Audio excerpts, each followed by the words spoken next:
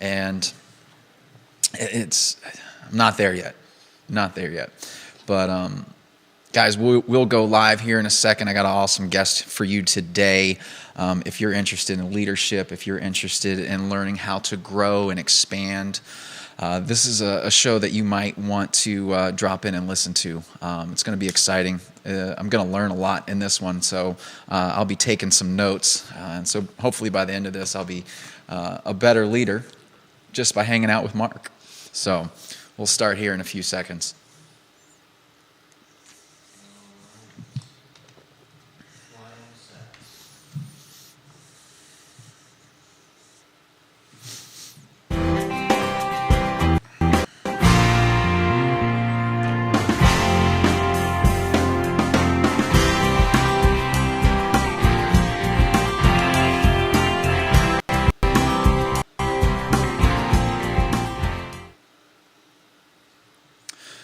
Welcome, ladies and gentlemen. I'm your host, Kyle Miller. Welcome to the show. I'm excited to bring you stories and insights from entrepreneurs and people, or thought-provocative, from people all around this town. Today, I have a special guest, and with that, you are going to be excited if you're interested in learning about leadership, learning how to grow, expand you as a person. You are not going to want to miss this. We have Mark Silverman on air with us today, and he is a author, high achiever, executive coach. Like, he works with CEOs, entrepreneurs, and what he does is he helps take people where they're at and grow them into magnificent leaders, right? If you and I saw this on your website, and I really like this quote, is what got you here won't get you where you're going, right? And we, as entrepreneurs and as people, we're always the go-drivers, the go-getters, pushing, and we can push pretty far, right? For a certain distance, but then it kind of drops off. So I'm excited to talk with you, Mark. I'm excited to learn from you today. Welcome to the show. Thank you, and I love being a special guest. That feels really good. Awesome.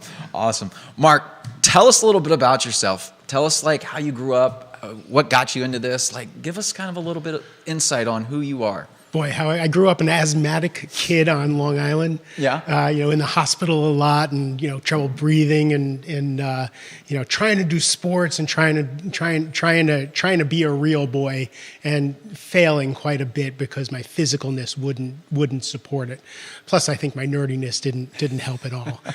So what I did to remedy that was drugs and alcohol. Oh. When I learned that if I sold drugs, I would be popular. Right. If I did drugs, I'd be fun. Right. And that started like at 12, 13, and 14, right? So it was really young. And that was the pastime on Long Island. If you weren't part of the rich kids, right? The rich kids had the better drugs, the better parties. Right. But that started my career in underachieving. Man, that's but you know what? This is I always say this, and it's kind of funny. I found that, and I'm not saying that you were an addict, right? But, I was. Oh, you were an addict. I ended up homeless. So this story has a happy ending, but it has a pretty rough middle. But what I found is the people that can go from having the addiction, right, and turning that into a positive. So if you're out there, you have an addiction to something, right, something negative that's in your life. These are the individuals, these are the people that can really drastically change their life if they find that different high. Right? If they find that different thing that clicks with them, that they like and they enjoy, and that's actually a positive thing in their life, their lives drastically change.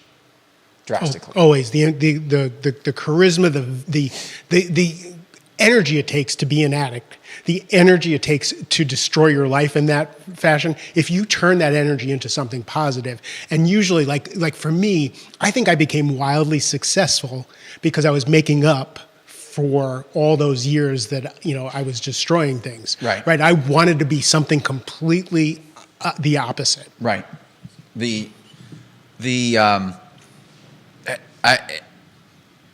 I talk to a lot of entrepreneurs. I talk to a lot of them.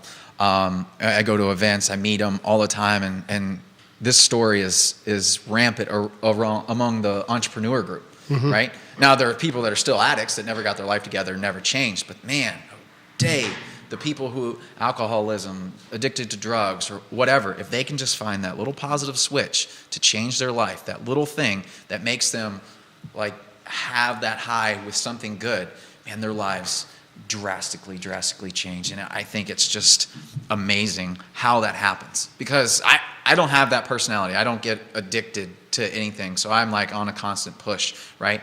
But I find that those guys, there's just that drive. Like a crack addict, right, will do anything to find crack if they don't have it, right? They'll do anything. But they turn that into a positive. They'll do anything to be successful, anything to be positive, anything to grow and expand. And that's just, it's crazy. I just see that in the mind. There has to be, have you done any research on how that works in the mind? I have actually. I've actually done a lot of research on how that works in the mind. A lot of it, though, again, all of it came clear to me when I was diagnosed in my 40s with severe ADD. So we went to have one of my sons tested because he was struggling. So we said, let's get the whole family tested so he doesn't feel stigmatized. And the doctor was like, you know who's off the charts, and I don't even know how he functions. And I'm pointing to my wife at the time, and she was, Dad, how do you even function? I'm like, I don't know what you're talking about. I took one Adderall one time, and I was like, this is how people think? Right. And then it made all the sense in the world why I couldn't pay attention, why I was always chasing that dopamine high. Because that's a big piece of addiction, is chasing that dopamine, chasing that high. So for me, translating that into business, I always have to be on the edge. I always have to be doing something that scares me a little bit. It has to be on the outside of my comfort zone, or I'm bored out of my mind. I complain about it all the time. Why am I always out on the edge of my sword? But it's where I seem to push myself all the time, and that's where I shine. When I'm a little scared, it's a little too big, and then the energy is up. And I can accomplish things I didn't think I could. It's kind of like that life or death. It's not really life or death, but it's like, it just pushes SL on the edge. Like, and some people don't like that. I like to live there because I'm like, what's going to happen? It kind of keeps us on our toes, thinking like, we're always on our toes. We're never sitting back and relaxing and just going, this is just the way it is, and going through life. We're always, okay, what else can we do? Who else can we help? How else can we improve our lives, right? Well, society is doing everything it can to dull us. Right. It's doing everything it can to pacify us with enough streaming services to keep us entertained. Right. With, let's do wine. Wine is alcohol, right? So, but it's wine, so it's refined. Food, fast food, all the things we do to numb ourselves because of not being able to deal with what's happening in the world. So for me, I can either fall prey to those things because, again, I have an addictive personality and I love French fries, right? Like, I love chocolate. But I have to keep myself focused on what I'm creating rather than the fallbacks. I 100% agree with you as far as how people are, what society is doing. They don't want us to be high achievers. They don't want us to be striving. When I say they, there may not even be a they. It's just the way things have kind of grown. We made TV dinners to make things easy. Right? Nobody was nefarious about TV dinners. It turned into something that wasn't so good. So when you watch a baseball game, every single commercial is for things that will kill you. No doubt. So cool. So, all right. 27 years old and you're homeless. So you've gone through this addiction. We've talked about that. Now you're homeless. Like, this is where it gets you, right? The drugs, alcohol. This is where all my counters went to zero, as they say in the rooms. I just couldn't hold it together anymore. I was I was bartending, waiting on tables, doing things, moving around the country. And at one point, I just got thrown out of where I was living, and I had nothing left. I had nothing left on any credit cards to get myself a place to live. And my brother lived in the Washington, D.C. area. He owned a bunch of the most famous restaurants in D.C. And back then, this was 1989, so there was no Venmo. There wasn't even an internet, right? So I was trying to borrow some money from him. There was Western Union back then. And we couldn't, so I was living in my truck.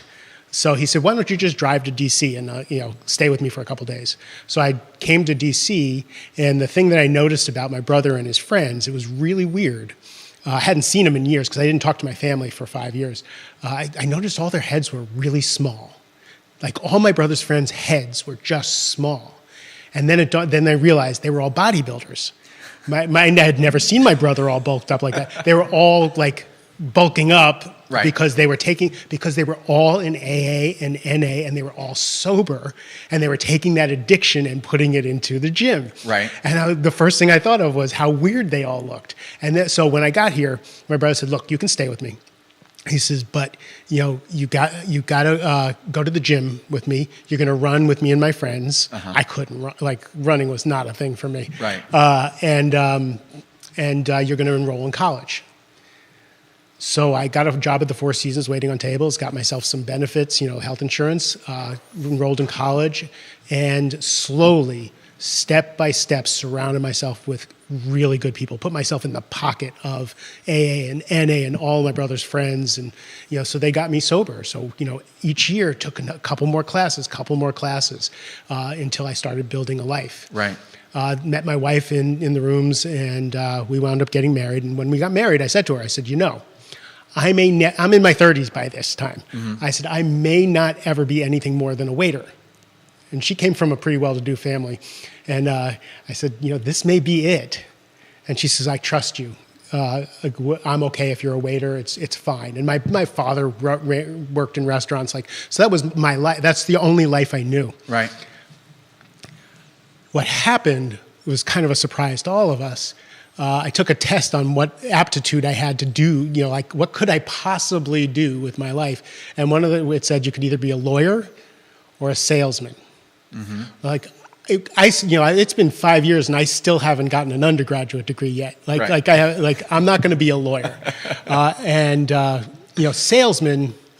And it also said writer, which I don't know. I didn't know that was in my future at that point. Right. But I went and took an opportunity to take a sales job. So I went out, and back then when you used to sell copiers, you would go around from office to office and knock on the doors and sell copiers that way. So I went out with one of the sales guys, and I came back, and the sales manager said, "Silverman, you're a really nice guy. Do not go into sales." Because I'm shy. I don't like to bother people. I'm a rabid introvert. Right. So bothering people really didn't do well for me. So I wound up actually getting a sales job.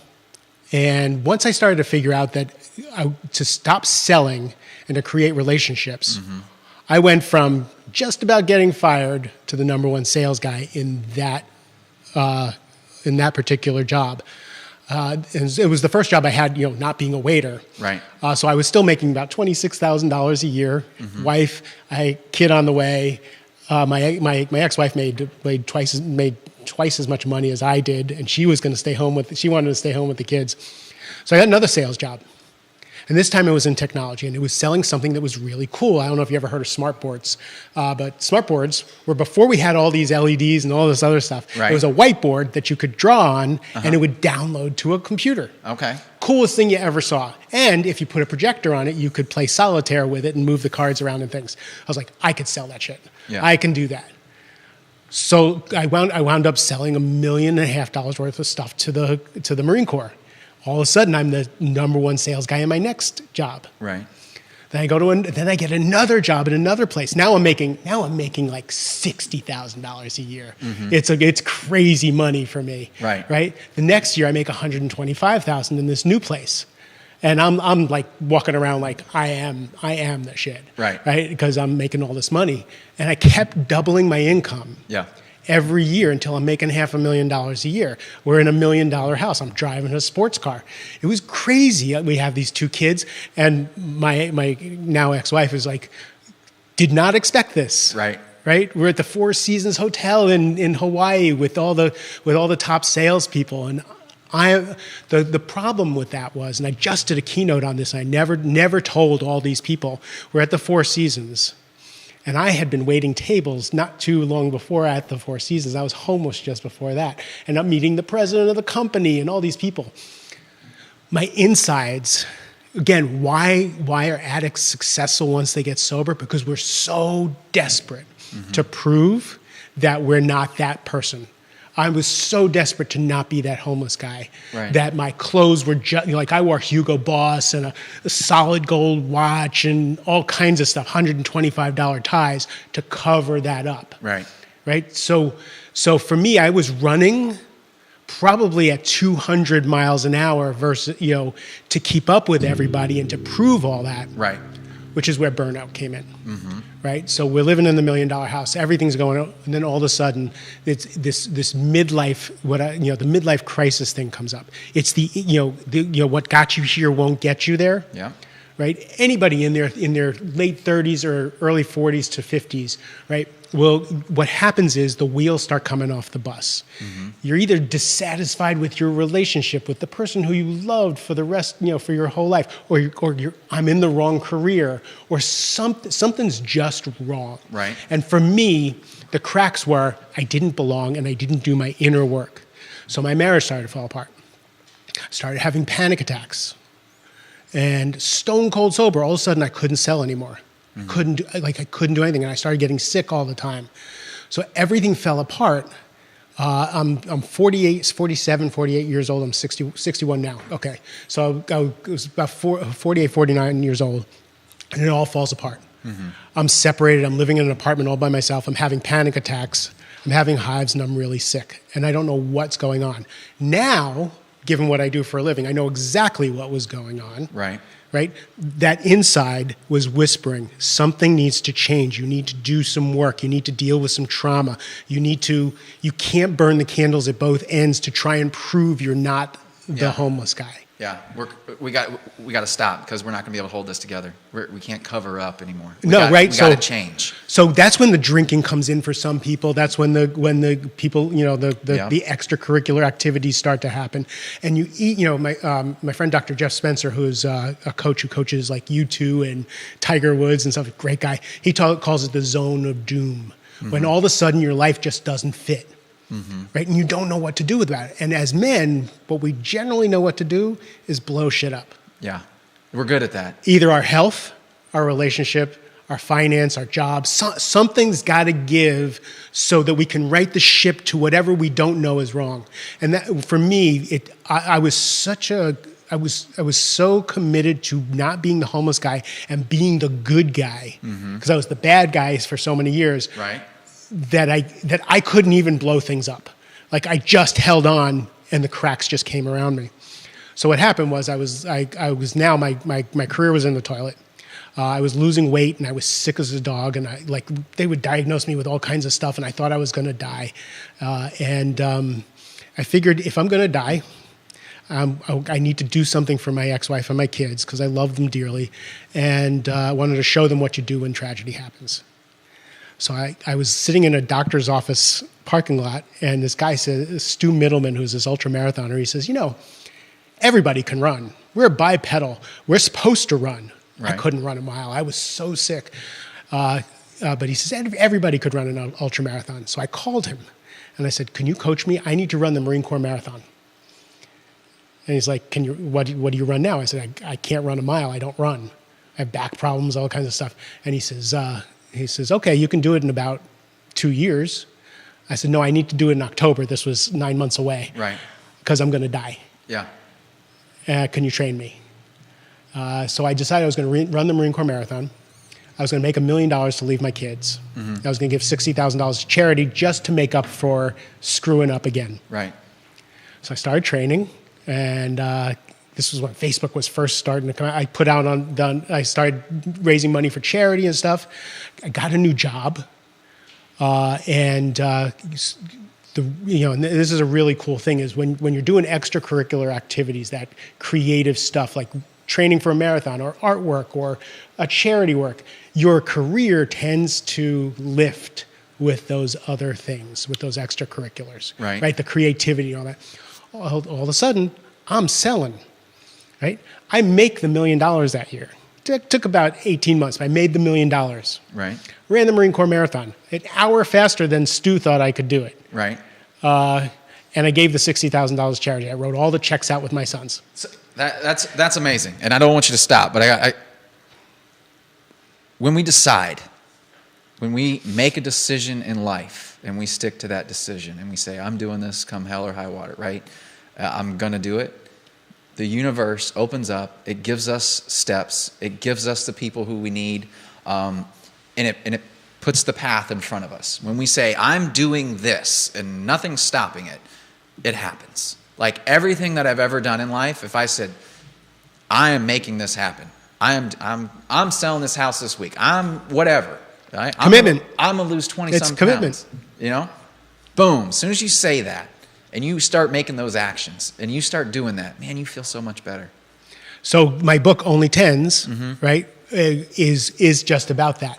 Is if you commit, right, if it's a 10, if it's truly I'm going to do this no matter what, Right. ADD doesn't factor in. No. Right? Distractions don't factor in. I had 3 goals, and I did all 3. Right. So I end the year, my career's on fire, my health is great, right? Everything is starting to go. So what happened was when I was training, I was listening to every self-help book known to man. I was listening to spiritual books. I was learning to meditate, and I was learning new skills. I was going to build Mark Silverman back differently for my 50s.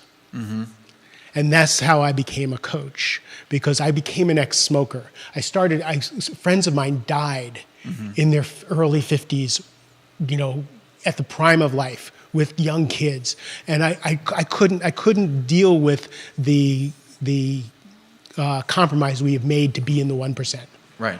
And I watched people falling apart, and I was like an ex-smoker, and I just had to teach people, you can do this differently. You don't have to kill yourself to be rich. You don't have to kill yourself to be successful. You can do it in a different way.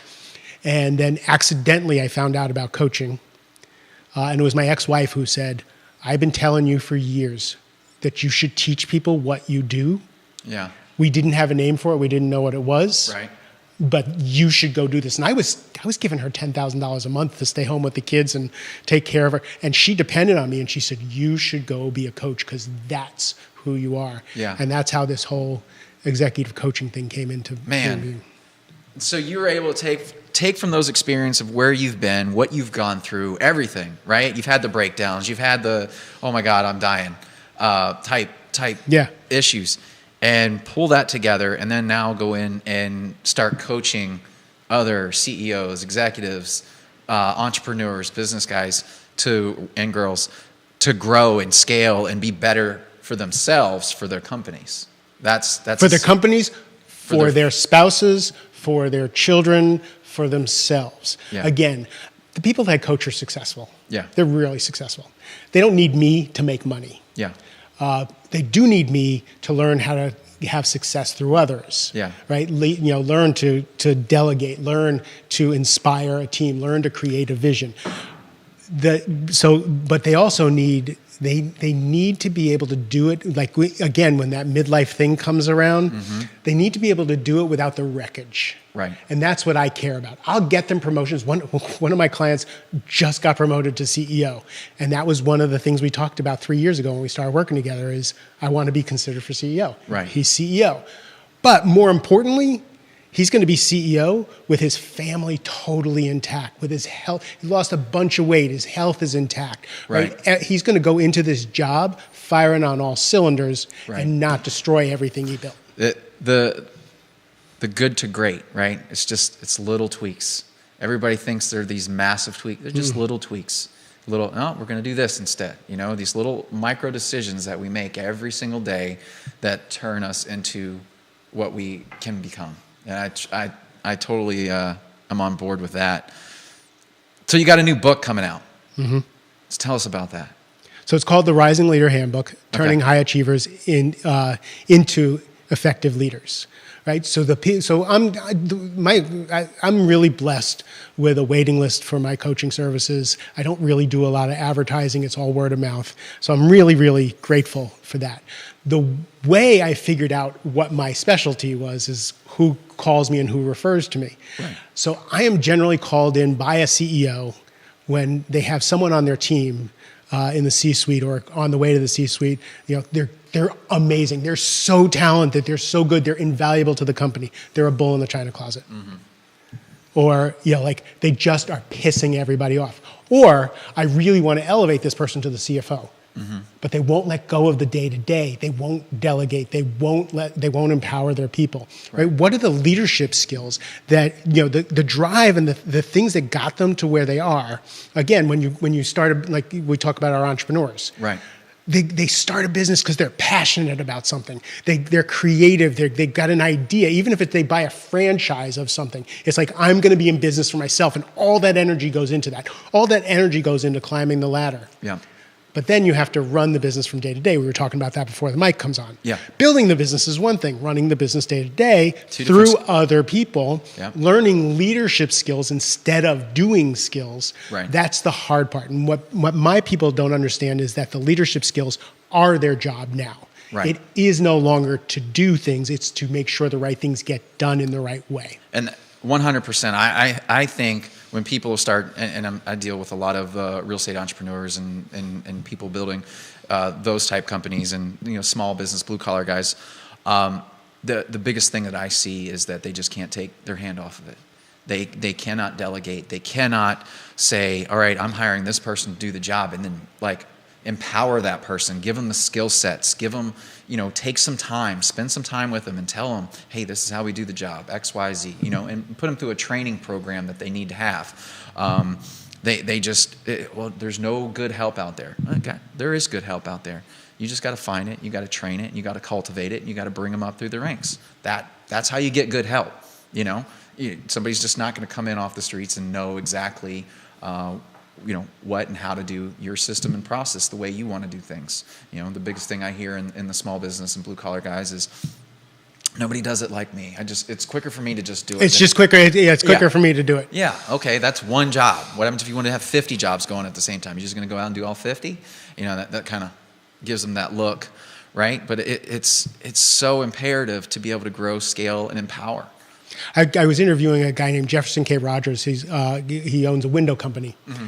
and he said he was gating the success of his window company because nobody could do things as well as he could, and he was just driving people really hard, and it was and nobody could do anything as good as he did, until one day he realized that if someone could do something 80% as well as he could, right, and then he could get 5 people to do something 80% as well as he could, he now scaled himself. Right. He could then coach them and teach them to get that other 20%. Yeah. But he realized that nobody was going to be able to do it the way he was, mm-hmm. and that was okay. Yeah. And that eventually they can coach. And then again, it's the surrender piece, mm-hmm. right? It's the attitude adjustment that, yes, it's quicker to do it yourself. Yes, you might close that customer more easily than someone else. Yeah. But if you're going to have leverage, if you're going to not be a slave, mm-hmm. your job is to take that extra time to coach, mentor, teach. And I just learned something new about from the military. Right seat, left seat, right? Mm-hmm. So the superior officer is in the driver's seat, right? And you put the guy learning in the or the woman in the passenger seat. Okay. You shadow me, watch what I'm doing. Right. Now we switch. Yeah. You go, but I'm going to be there. Right. Right? Yeah. And eventually you get to drive the Jeep yourself. Right. Right? And it's painstaking, and it takes so much work and patience and all that. But what you have at the end of the end of the day, or the end of a year or two, is a team where you and your family can go on vacation and things work. Exactly. The part where the other thing that I hear with that group is they talk about how they don't want to train somebody because then they're going to go off and do it on their own, right? That's like the worst thing that I've ever heard, because if you don't train them to do it right for you, right, you're going to have more issues, and you're going to have more work. You train these guys, if they leave, great. If they don't leave, it's even better, because if you can build a community and a culture in your company through good leadership, they're not going to leave. Where are they going to go? They might go start their own company. Okay, great. that's just somebody you can refer business to, or they can refer, and keep those relationships. Because I truly, and you said when you got into the business and relationships was the key to selling. I truly believe that.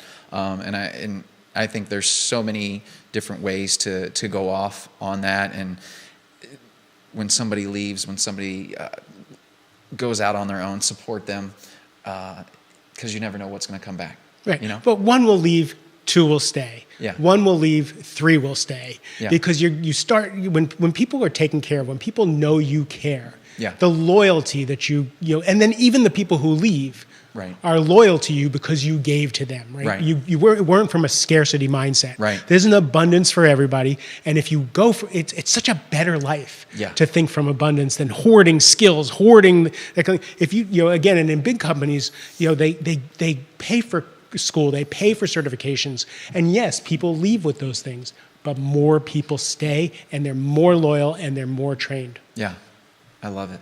I love it. So, what do you think is the most exciting thing for you with your clients? When you see your clients have success, like how does that make you feel when you're going through and coaching them, and you know the struggles that they go through, right? You know what they've overcome as individuals. How does that make you feel? So I'll tell you a story. I coach two executives in one company in another country, and I was visiting the country and visiting them, and they wanted me to go out to dinner with their wives. Mm-hmm. So we go out to this swanky restaurant. It was really nice, and the wives start talking to me, and they say, "We know what you did for our husbands' companies. We know what you did for them as businessmen and leaders, and that was great. But we want to tell you what you did for them as men, as husbands, as fathers." And they started telling me how different they were.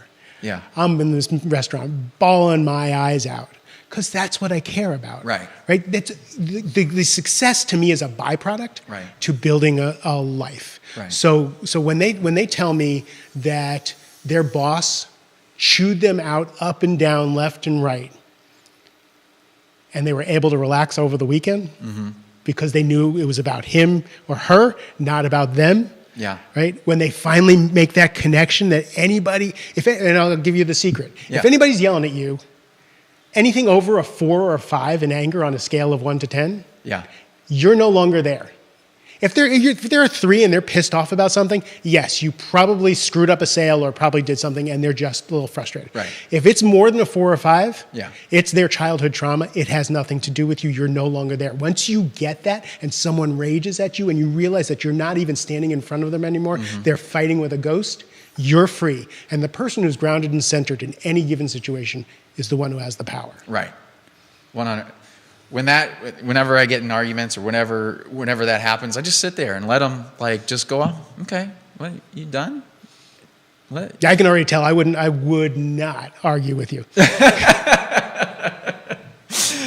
But it's so true. It's so true. It's that childhood trauma. I talk to my wife about this type of stuff because she's done more of the healing. For me, I've never really read books on this. It's just all come from within. It's just kind of like, or just having conversations and just listening to people. But it's all kind of like, why do I do the things that I do, right? I think about those things. My mentor, he says it's the thoughts on the thoughts, right?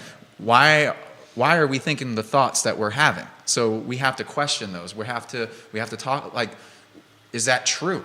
Is that absolute truth? Or is it a false lie? Why am I thinking that way? So I try to do that. Why am I thinking this way? Why is that person thinking this way? What came out about and made them blow up? Or why are they having that reaction to something like that? I never put it into the childhood trauma though. So that's interesting. So I'll think about that more. But especially over the level of 4 if somebody's arguing with, because there's really no need to. Nobody's dying. As long as nobody's dying, right? What's the big problem? Okay, I screwed up. All right, what's next? How do we fix it? Yeah, I had a mentor who once said, if it's anything less than $250,000, yeah, it's not worth my peace. Right.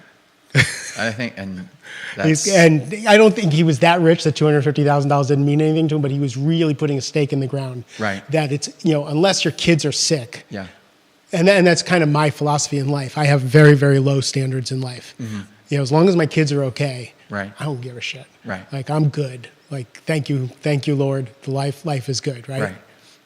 My team will send out an email or do something wrong or do something messed up, and I'm like, all right. I never get mad. It's never that's not a good form of communicating your wants, needs, and how to improve. So I'll take a second. I'll sit in it. Let the chaos or whatever happen, and I go, okay. Now I'll respond. When my wife and I are arguing, she's a little more loose than I am, and I'm calm. All right. And she'll always say, "Why are you so calm? How are you able to just?" Well, I don't take any of it personal. One, I'm just letting you vent the stuff out, and we'll move on from there, and we'll get better. We'll have a discussion after that. My son's that way, and it's awful to have political conversations with him. Yeah. Because he's just like, "Why are you getting all upset? Just explain to me your position and why you think that way."